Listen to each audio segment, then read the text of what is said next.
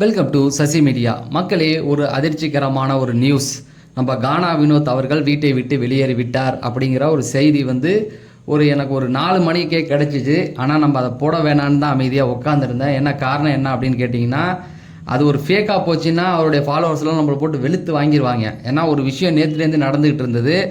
அவர் கானா வினோத் பணப்பட்டியை எடுத்துகிட்டு போயிட்டார் அப்படிங்கிற மாதிரி செய்திகள் வந்தது. அது எதுக்கு அப்படின்னா நம்மளே பேசியிருப்போம். ஓட்டுகள் இதாயிரும், ஓட்டுகள் போடாமல் நிறுத்தி வச்சுருவாங்க இல்லையா, அதுக்காக நடக்கிறது அப்படிங்கிற மாதிரி தான் நான் நினச்சிக்கிட்டு இருந்தேன். அதனால தான் அதை சொல்லலை. ஏன்னா அப்படி நம்ம சொல்லி அப்புறம் ஓட்டு போடுறதை நிறுத்தி போச்சுன்னா தேவையில்லாத பிரச்சனைகள் வந்துடும் அப்படிங்கிறதுக்காக நிறுத்தி வச்சேன். அதுக்கப்புறமேட்டுக்கு எக்ஸ் தளத்தில் இந்த செய்திகள் தொடர்ந்து வர ஆரம்பிச்சது.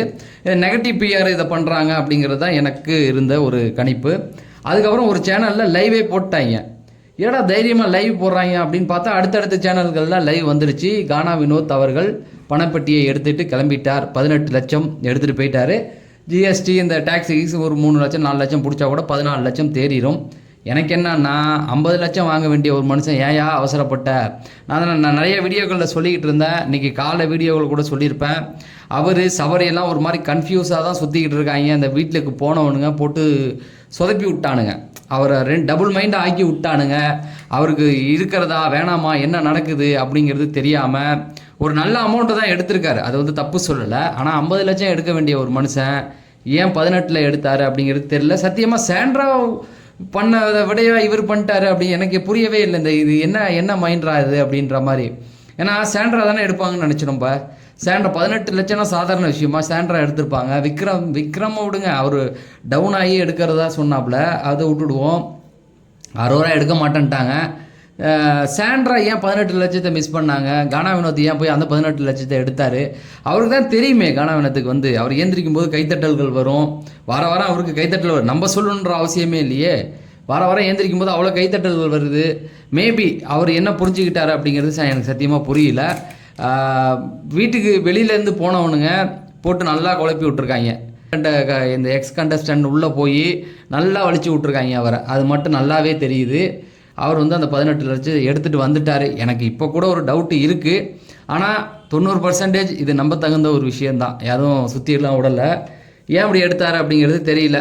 இதுலேருந்து என்ன ஆக போகுதுன்னா, டைட்டில் வின்னருக்கான அடுத்த வார ரேஸு வேறு மாதிரி ஆக போகுது அப்படிங்கிறது தான். யாரை வேணாலும் நம்ம, ஆனால் 2 பேர் கண்டிப்பாக கிடையாதுங்க. சாண்ட்ராவும் விக்ரமும் கன்ஃபார்ம் கிடையாது.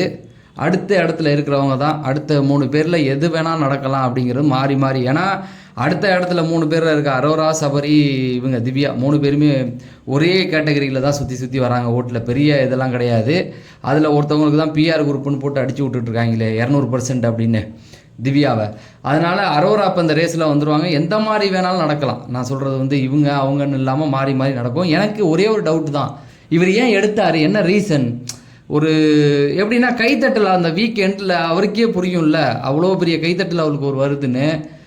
வீட்டுக்குள்ளே போனால் அவர் பிரவீன் அவர் ஃப்ரெண்டு போயிருக்காப்புல. இவங்க வியானா போய் மற்றவங்களை அடித்தாலும் அவரை அடிக்கவே இல்லை. நல்லா யோசிச்சு பாருங்கள். இப்படி பிரவீன் காந்தி கூட சொன்னார், வெயிட் பண்ணுங்க 2 நாள் ஆகும்னா அந்த ஆள் குழப்பி விட்டாப்புல. வெயிட் பண்ணுங்க நான் எடுக்கவான்னு எடுத்து 2 நாள் ஆகட்டுன்னு ஸ்ட்ரைட்டாக பதில் சொல்ல. ஆனால் வாட்டர் மில்லனுக்கு தெரியும் அரோராட்ட ஒரு குழு கொடுத்தாப்புல, யார் ஓட்டிங்கில் அதிகம் இருக்கா கானா வினோத்னு சொன்னாப்புல. ஆனால் அவர் இருக்கும்போது மற்றவங்கள்ட்ட போய் அவர் வர முடியாது, சபரி வரணும் அப்படி இப்படின்னு நிறைய பேரை பேசிகிட்டு இருந்தாப்புல. ஸோ ஏதோ போட்டு குழப்பி விட்டாங்க. அதனால் எடுத்துட்டாரு. பட் என்னை பொறுத்த வரைக்கும் ஒரு புத்திசாலித்தனம் என்னன்னா, பணப்பெட்டியை எடுக்கிறது தான். யாராக இருந்தாலுமே டைட்டில் வின்னரை தாண்டி பணப்பெட்டியை எடுக்கிறது ஒரு புத்திசாலித்தனம். ஏன்னா அந்த 18 லட்சங்கிறது சும்மா கிடையாதுல்ல. சம்பளம் இருக்குது வீட்டில், ப்ளஸ் ஒரு 15 லட்சம்னு வச்சுக்கிட்டா கூட அது ஒரு பெரிய அமௌண்ட்டு தான். அதை மட்டமாக சொல்லலை. வேறு யாராவது எடுத்திருந்தா அது கரெக்டு. கானா வினோத் டைட்டில்கிட்ட தான் நிற்கிறாப்புல. டைட்டிலில் நிற்கிற வரையும் எடுத்தது வெளியில் கண்டிப்பாக அதிர்ச்சி ஆயிடுவார். அடா பாவி, நமக்கு ஒரு 40 லட்சம் கையில் கிடச்சிருக்குமே, அதை மிஸ் பண்ணிட்டோமேன்ற கண்டிப்பான ஒரு வருத்தம் இருக்கும். பட் என்ன பண்ணுறது, எடுத்துட்டாரு அப்படிங்கிறத அப்டேட் தான். நான் ஓட்டிங் போட்டு வச்சுருந்தேன், அதுக்குள்ளே அதை நிறுத்திட்டு இதை கொடுக்குறேன் அப்படிங்கிறத சொல்லி நான் அப்படியே பெற. நன்றி, வணக்கம்.